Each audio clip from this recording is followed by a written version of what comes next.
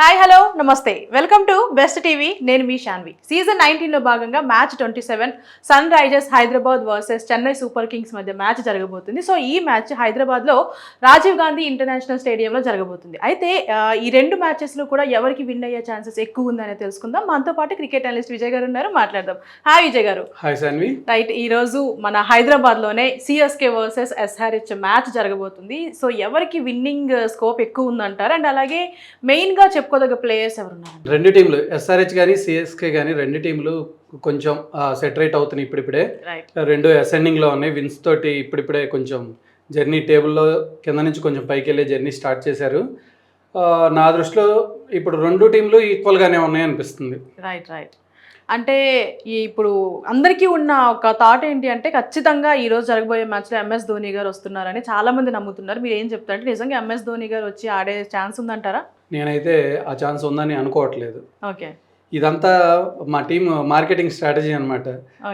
ఈ సంవత్సరం అంతా ధోని టీంలో అలా అలా ట్రావెల్ అవుతున్నాడు అని చెప్తా ఉంటారు, కానీ దాదాపుగా ఆడకపోవచ్చు. ఏదైనా లాస్ట్ 2-3 మ్యాచ్లు ఆడి రిటైర్మెంట్ ఈ సీజన్ తోటి ధోని రిటైర్ అయిపోతాడని నాకు అనిపిస్తుంది. రైట్. అంటే నేను నిన్న ఒక ఇన్స్టా స్క్రోల్ చేస్తున్న ఒక వీడియో చూసాను, like MS Dhoni in Hyderabad అంటూ కూడా కొంతమంది క్యాప్షన్ పెడుతున్నారు. అంటే మరి ఎందుకు వచ్చినట్టు అంటారు? టికెట్లు అమ్ముకోవాలి కదా, అమ్ముకోవడానికి. సో మీరు అన్నట్టు మార్కెటింగ్ కోసం. ఓకే.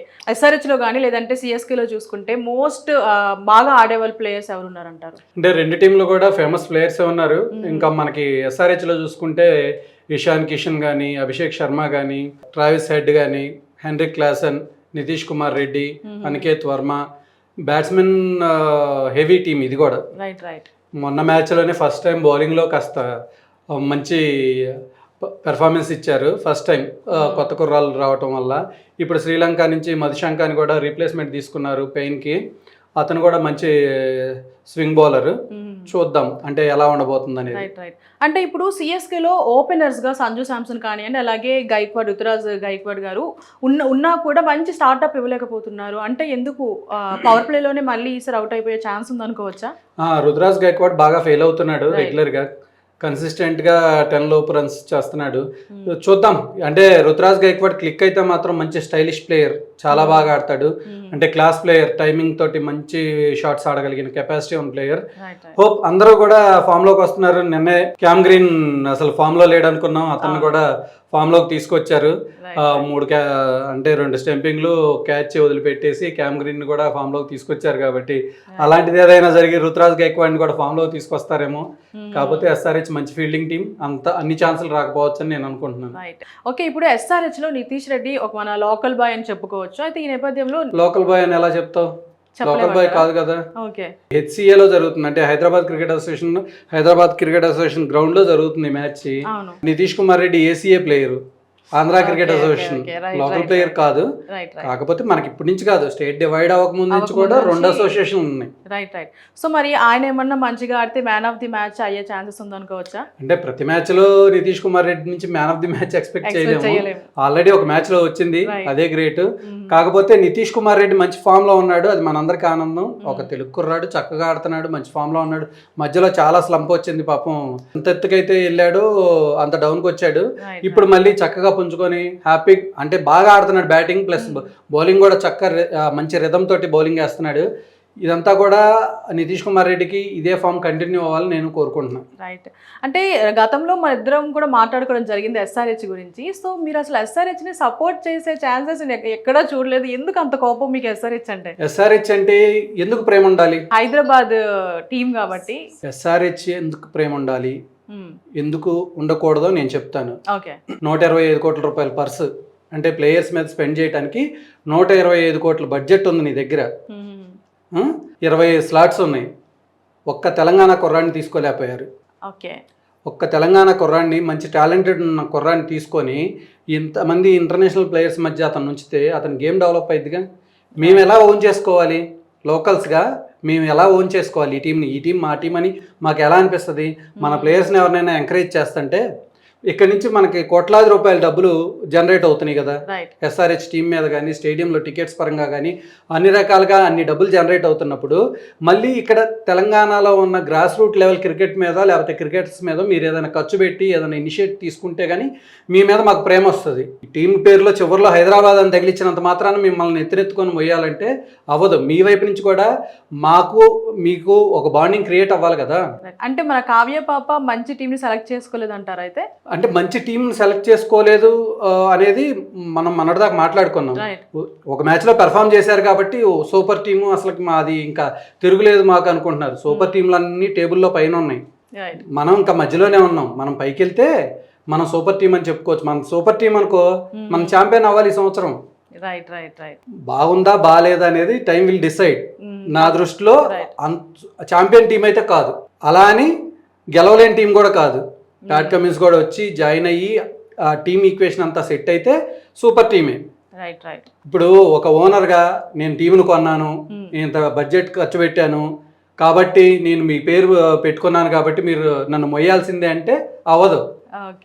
మాకు కూడా ఎమోషనల్ బాండింగ్ రావాలి కదా, మా పేర్స్ ఎవరైనా ఉండాలి కదా. సో మన హైదరాబాద్ నుంచి తెలంగాణ నుంచి ఎవరు లేరు కాబట్టి కొంచెం ఆ కోపం ఉంది అంటారు. Yes, right. మరి ఇప్పుడు ఎస్ఆర్హెచ్ చూసుకుంటే లాస్ట్ మ్యాచ్ ఏదైతే ఉందో ఒకే ఓవర్లో 3 వికెట్లు వేసింది కదా. సో ఇప్పుడు సిఎస్కే అది పాసిబుల్ అవుతుంది అంటారా? అమ్మా, అద్భుతాలన్నీ ఎప్పుడో ఒక రోజు జరుగుతాయి. ప్రతిరోజు జరిగితే దాన్ని అద్భుతం అన్నాం కదా. ఐపీఎల్ 19 సంవత్సరాల చరిత్రలో ఫస్ట్ టైం అలా జరిగింది మొన్న. మళ్ళీ నెక్స్ట్ వెంటనే జరగదు. ఇప్పుడు మొన్నటిదాకా అతను కొత్త బౌలర్, ఎవరికి తెలియదు అతను అంటే అతని మీద ఎనలైజ్ చేయలేదు, అసలు టీంలో ఉంటాడో లేదో తెలియదు కాబట్టి ఇప్పుడు ప్రతి బౌలర్ని మళ్ళీ సిఎస్కే టీము ఎనలైజ్ చేసి వాళ్ళ వస్తుంది. కుర్రాళ్ళు బాగా వేయాలి, బాగా వాళ్ళ కెరీర్లో ముందుకెళ్ళాలనే మనం అనుకుంటాం, తప్పులేదు. కాకపోతే ఆపోజిట్ టీం కూడా అలాగే అనుకుంటుంది కదా. అటువైపు ఆయుష్ మాత్రమే ఉన్నాడు, అతను యంగ్ ప్లేయర్, ఇండియాకి అండర్-19 కెప్టెన్, అద్భుతమైన ఫామ్లో ఉన్నాడు, చీల్చి చెండాడుతున్నాడు. బ్రేవిస్ వచ్చాడు మళ్ళీ టీంలోకి, అతను ఒక యంగ్ ప్లేయర్. వాళ్ళందరూ కూడా ఏం చేతులు కట్టుకొని కూర్చోరు కదా. సర్ఫరాజ్ ఖాన్ అతను కూడా మంచి అద్భుతంగా ఆడుతున్నాడు. అంటే ఇండియా ప్లేయర్స్ అందరూ బాగా పర్ఫామ్ చేస్తున్నారు ఎక్కడున్నా కానీ. సో మొత్తానికైతే ఎస్ఆర్హెచ్ గెలుస్తుంది అంటారా, సిఎస్కే అంటారా? అంటే రెండు ఈక్వల్ టీమ్సే. అంటే ఈజీగా ఇది గెలిచేస్తుంది అని చెప్పేంత మార్జిన్ అయితే రెండు టీమ్స్ మధ్య లేదు. సిఎస్కే కూడా లాస్ట్ 2 మ్యాచ్లు గెలిచి మంచి టీమ్ స్పిరిట్ తోటి చక్కగా ఉంది. ఇప్పుడు మన బ్యాట్స్మెన్ కూడా మంచి ఫామ్లో ఉన్నారు. ఎస్ఆర్హెచ్ కూడా 2 మ్యాచ్లు గెలిచింది కాబట్టి ఈవెన్ ఫైట్ ఇది. అంటే టేబుల్లో చూసుకుంటే ఎస్ఆర్హెచ్ కొంచెం హై పొజిషన్లో ఉంది, 4th ప్లేస్లో ఉందని చెప్పొచ్చు. సిఎస్కే 8th పొజిషన్లో ఉందని చెప్పొచ్చు. సో ఇదేమైనా చేంజ్ అవ్వచ్చా ఈరోజు జరిగే మ్యాచ్ గెలిస్తే చాలు కదా. నెట్ రన్ రేటే కదా ఇప్పుడు తేడా ఉంది. మ్యాచ్ గెలిస్తే పాయింట్స్లో పైకి వెళ్ళిపోద్ది సిఎస్కే. అంటే ప్రతి మ్యాచ్ బాగా పెర్ఫామ్ చేయాల్సిన సిచ్యువేషన్ రెండు టీమ్స్కి ఉంది, ఎందుకంటే టాప్ 2కో టాప్ 3కో వెళ్ళాలంటే. అవునవును, రైట్. మరి చూడాలి ఈరోజు అది ఎస్ఆర్హెచ్కి హోమ్ గ్రౌండ్ కాబట్టి కొంచెం ఏమైనా అడ్వాంటేజ్ అయ్యి ఈ మ్యాచ్ అంతా విన్ అవుతుందని మేము గట్టిగా నమ్ముతున్నాం, మా ఎస్ఆర్హెచ్ టీమ్ సపోర్ట్ చేసేవాళ్ళు. సో మరి మీరు సిఎస్కే అంటున్నారు కాబట్టి చూద్దాం ఎవరు విన్ అవుతారు అనేది. చూద్దాం, ఎందుకంటే సిఎస్కే కూడా నెమ్మదిగా పుంజుకుంది. నూర్ అహ్మద్ కానీ అఖిల్ హుస్సేన్ కానీ చక్కగా మంచి స్పిన్ బౌలింగ్ వేస్తున్నారు. అన్షుల్ కాంబోజ్, జెమీ ఓవర్టన్ చక్కగా పేస్ బౌలింగ్లో కూడా వాళ్ళు సెటిల్ అయ్యారు. ఎంతవరకు మన ఈ ఓపెనింగ్ బ్యాట్స్మెన్స్ కానీ ఫస్ట్ డౌన్ ఉన్న ఇషాన్ కిషన్ కానీ వీళ్ళని ఎంతవరకు కట్టడి చేస్తుంది అనే దాని మీదే చెన్నై విజయావకాశాలు ఆధారపడి ఉన్నాయి. ఎప్పుడైతే ఆ ఓపెనింగ్ బ్యాట్స్మెన్ని కంట్రోల్ చేస్తే చెన్నైకి ఛాన్స్ ఉంది. సార్ ఇప్పుడు హెడ్ టు హెడ్ ఎలా ఉందంటారు? హెడ్ టు హెడ్ చూసుకున్నట్లయితే మొత్తం 22 మ్యాచ్ల్లో 15 సిఎస్కే గెలిచింది, 7 ఎస్ఆర్హెచ్ గెలిచింది. మీరే లెక్కలు బరాబర్ చేయాలి. కాతేరమ్మ కొడుకులు విజృంభించి దీన్ని బరాబర్ చేయడానికి ట్రై చేయాలి.